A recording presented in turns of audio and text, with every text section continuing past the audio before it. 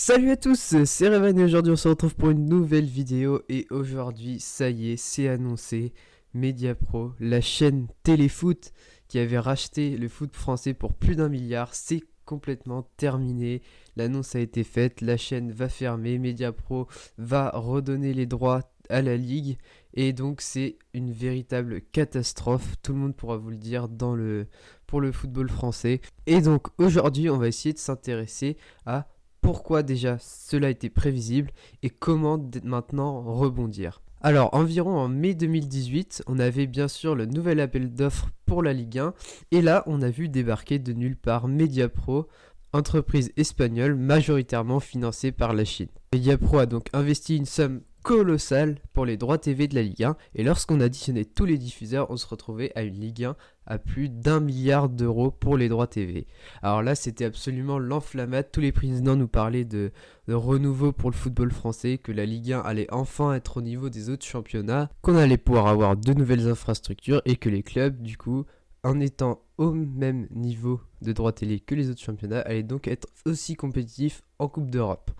Et une fois toutes ces belles promesses passées, plus on s'est approché de la période où Mediapro allait devoir commencer à diffuser la Ligue 1, plus on a senti que le projet était complètement bancal. Leur chaîne a mis énormément de temps à se créer et surtout, lorsqu'ils ont annoncé le prix qu'il fallait payer pour cette chaîne, c'est-à-dire 25 €, on a tout de suite compris que là, ça n'allait plus être possible. Parce que 25 €, c'est énorme. Il faut bien penser qu'à l'époque, quand beIN Sport ou Canal+ diffusaient la Ligue 1, pour moins cher en plus, tu avais pour beIN Sport tous les championnats étrangers et la Ligue des Champions, et pour Canal+, tu avais le cinéma, la Formule 1, le top 14 en rugby, la Première Ligue, enfin tu avais vraiment beaucoup plus de choses que juste simplement la Ligue 1. Donc voilà, 25 € pour juste la Ligue 1, c'était absolument impossible. Et à partir de ce moment-là, je pense que tout le monde avait compris qu'on allait courir complètement à la catastrophe.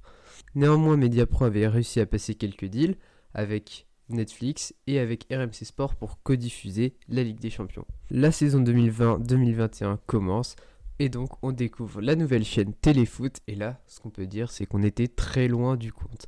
Que ce soit au niveau des programmes proposés sur la chaîne, au niveau des différents documentaires, franchement c'était loin d'être de qualité. Et surtout quand un nouveau diffuseur arrive comme ça, il doit absolument se démarquer des autres. Et là je suis désolé, quand on compare les émissions qui sont faites à Canal, à beIN, on est très loin de cette qualité chez Téléfoot. Et donc ce qui devait arriver arriva, c'est-à-dire que le nombre d'abonnés est largement inférieur à ce qui était prévu par Mediapro pour être rentable avec ses droits télé. Et donc quelques mois après, c'est la catastrophe, tout s'écroule, Mediapro ne paye pas et la chaîne du coup a annoncé hier qu'elle allait fermer. Et donc maintenant on va essayer de comprendre quelles sont les conséquences. Alors pour Mediapro, on va dire c'est un échec, mais c'est pas catastrophique puisque de toute façon, leur pari c'était de prendre les droits et de les revendre. Les revendre à plus cher pour des autres diffuseurs en essayant de valoriser un max le produit, même pourquoi pas diffuser peut-être 1 an ou 2, pas plus, et les revendre après. Alors déjà, on va se dire 2 secondes que c'était un peu impossible parce qu'on sait très bien qu'en France, les diffuseurs c'est qui? C'est Canal, beIN ne veut plus mettre d'argent, RMC n'est pas intéressé par la Ligue 1. Donc du coup, ça voulait dire que Canal allait racheter plus cher alors qu'il n'avait pas d'autres concurrents. C'était carrément impossible, surtout quand on connaît la qualité du produit de la Ligue 1. Mediapro a tenté son pari, ils n'ont pas payé, donc au final, ils ont juste payé leurs employés, mais vu qu'ils n'ont pas payé, au final, et je sais même pas s'ils ont perdu tant d'argent que ça, bien sûr, ils en ont perdu, puisque c'est quand même un échec pour eux, mais il est quand même à relativiser, je pense, et c'est pas du tout la même chose que pour nos clubs. Alors, nos clubs, on va s'y intéresser. Maintenant, tous les présidents qui nous annonçaient le milliard, c'est génial, tout ça, aujourd'hui, ils n'ont absolument aucune excuse. Tous ceux qui vont aller me sortir des excuses comme ils ont eu la pression du milliard, dans l'excitation, ils ont pris n'importe quoi, ils n'ont pas demandé les garanties qu'il fallait, c'est absolument intolérable. Je vous rappelle qu'on parle de chefs d'entreprise à la tête de milliers de salariés et dont le budget des clubs est de dizaines de millions d'euros. Ce sont des gens qui en plus, pour la plupart, ont travaillé dans le business avant, donc c'est-à-dire qu'ils sont au courant des contrats, tout ça, des négociations. C'est absolument intolérable de se faire avoir comme ça. Ils ont été complètement aveuglés par le milliard, pris absolument aucun recul sur Mediapro et ce que c'était réellement. Mais le pire, c'est que tous les spécialistes, tous les gens qu'ils ont consultés, Tout le monde leur a dit que c'était absolument impossible, 25 € pour la Ligue 1 d'être rentable, et que surtout Mediapro n'était pas du tout un investisseur fiable. Il n'y a qu'à voir les nombreux rapports qui ont été faits par différents économistes pour le voir. Mediapro, c'était absolument pas fiable, et surtout quand on avait vu avant ce qui s'est passé en Italie, où on leur a retiré les droits, ils ne peuvent pas dire qu'ils ne s'y attendaient pas. Et juste pour tous ceux qui veulent leur trouver des excuses, je vais juste vous donner un exemple tout con. Admettons une personne qui va travailler et qui d'un seul coup s'achète, je sais pas, une super maison et une voiture de luxe. Parce que quelqu'un lui a promis que dans un travail qu'il allait faire après, il allait voir un contrat absolument incroyable, un salaire extraordinaire, alors que tout le monde lui dit que c'est absolument impossible et qu'il va se faire arnaquer. Qu'est-ce qui va se passer quand il va démarrer? Eh bien, il va pas avoir ses sous, il va être complètement endetté et tout le monde va dire que c'est un tocard et que c'est bien mérité et il n'aura absolument aucune excuse puisque tout le monde lui aura dit.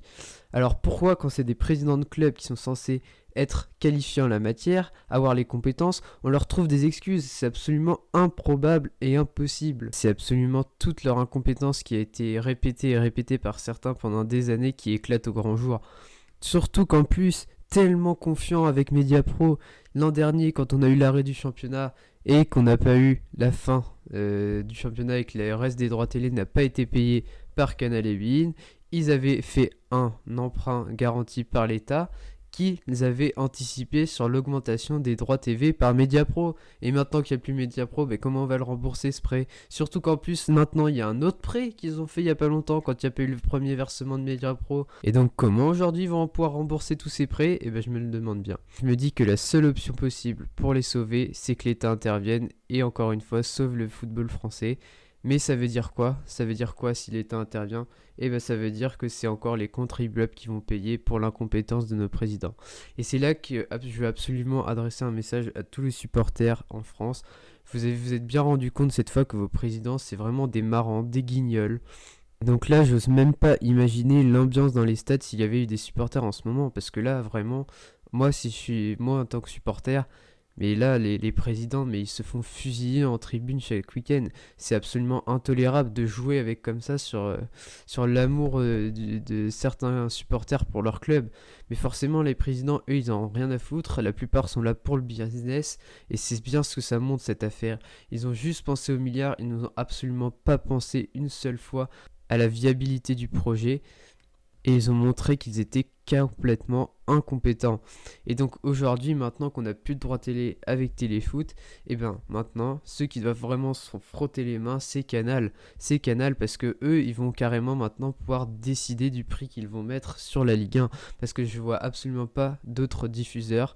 Et donc, c'est Canal qui va décider. Alors maintenant, la difficulté pour eux, ça va être de trouver un équilibre entre combien on rachète, sachant qu'il ne faut pas non plus trop d'évaluer la valeur de la Ligue 1, parce que si tu rachètes vraiment pas cher du tout, bah là tu auras un championnat encore plus pourri qu'il ne l'est actuellement.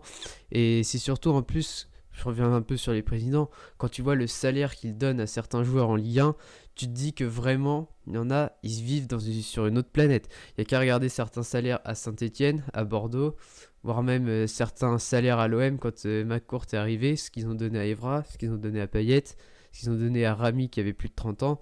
Vraiment, il y a de quoi se poser des questions. C'est vraiment des incompétents à tous les niveaux. Néanmoins, et je vais terminer la vidéo là-dessus, on peut vraiment avoir de l'espoir quand même pour l'avenir du foot français, puisque maintenant que tout s'est cassé la gueule et que l'incompétence de nos dirigeants a été mise en avant, et bien maintenant on se dit que vraiment on va peut-être pouvoir repenser complètement le modèle de notre football. Un modèle qui est basé uniquement sur les droits télé et la vente de joueurs. Pendant trop d'années, on a vécu que là-dessus, et il était temps que ça s'arrête. Et là où, comme je vous dis, on va pouvoir peut-être avoir de l'espoir, c'est qu'au final, maintenant, on va peut-être pouvoir essayer d'un petit peu raisonner et de reconstruire vraiment quelque chose de solide qui pourra tenir sur le long terme. Parce que là, à chaque fois, je vous dis, les clubs, chaque année, ils sont déficitaires et ce qui les sauve et ce qui permet de rééquilibrer leur budget, c'est la vente de joueurs couplé à l'augmentation des droits télé. Donc du coup, vraiment, là, maintenant, va falloir complètement reconstruire. Et c'est là qu'on va pouvoir essayer de tirer les leçons de ce qui s'est passé avec Mediapro. Il n'y a qu'à comparer à ce qui s'est passé sur les dernières années. Je pense bien sûr à l'Espagne en 2008. L'Espagne aujourd'hui, on se dit que c'est vraiment l'un des meilleurs championnats au monde, surtout du point de vue technique. Ça se discute un peu avec la Première Ligue, mais bon, pour moi, c'est les deux meilleurs championnats au monde. Mais ce qu'on oublie, c'est qu'en Espagne, ils ont connu une crise absolument terrible en 2008 et qu'ils ont dû complètement repenser leur football. Ils ont dû reconstruire des effectifs à partir de la formation et c'est vraiment ce qui a donné les meilleures années du football espagnol. Et donc on se dit que si on part dans la même optique du côté du foot français, on va peut-être pouvoir essayer de reconstruire des équipes très fortes avec nos jeunes qu'on va essayer de garder et de bien former pour une fois, et que ensuite on va pouvoir comme ça augmenter notre niveau, faire des résultats en Coupe d'Europe, et ensuite peut-être qu'un diffuseur viendra mettre, un diffuseur sérieux je parle, viendra mettre l'argent qu'il faut pour être au niveau des autres championnats, parce que cette fois on aura eu le même niveau qu'eux en Coupe d'Europe sur le terrain, pas juste parce qu'on a négocié un produit complètement surévalué. Donc voilà, j'espère que cette vidéo vous aura plu. Ah oui, juste un dernier mot, le seul petit truc aussi qui pourrait sauver la plupart de nos gros clubs, c'est bien sûr la Super League européenne qui arrivera en 2024.